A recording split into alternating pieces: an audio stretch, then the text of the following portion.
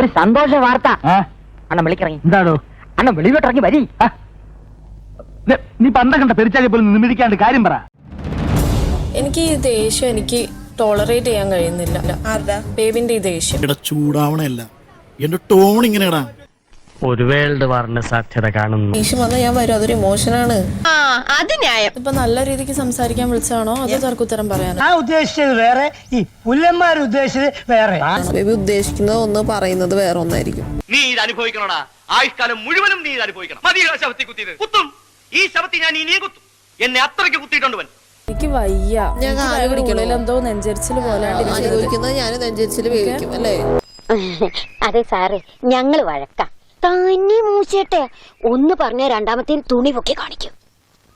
ഞാൻ ഒരാളിങ്ങനെ പറഞ്ഞൊരാൾ ഉണ്ടാകുമ്പോഴല്ലേ പ്രശ്നം വരുന്നത്. അത് ഞാൻ നിർത്തല്ലേ വേണ്ടത്. നീ എന്നെ തള്ളി പറയാണല്ലേ? എനിക്ക് മടുത്തടാ, ഞാൻ എന്റെ ജീവൻ കൊടുക്കാൻ പോവുക. അതിൽ എനിക്ക് വലിയ പരാതി ഒന്നുമില്ല. എന്റെ പ്ലേറ്റ് ഞാൻ കഴുകും, മാറിക്ക്. എനിക്കിപ്പോ തന്നെ ശരിക്കും മനസ്സിലായി, നമ്മൾ തമ്മിൽ സഹകരിച്ചു പോകാൻ ബുദ്ധിമുട്ടാ. നമ്മൾ തമ്മിൽ ശരിയാവില്ല. നമുക്ക് പിരിയാം. അതാ നല്ലത്. പിരിയാം. ഇനി ഞാനിവിടെ നിന്ന് ഡയലോഗ് പറഞ്ഞ കരഞ്ഞു പോകും. ഉസ്മാനെ രക്ഷപ്പെട്ടോ.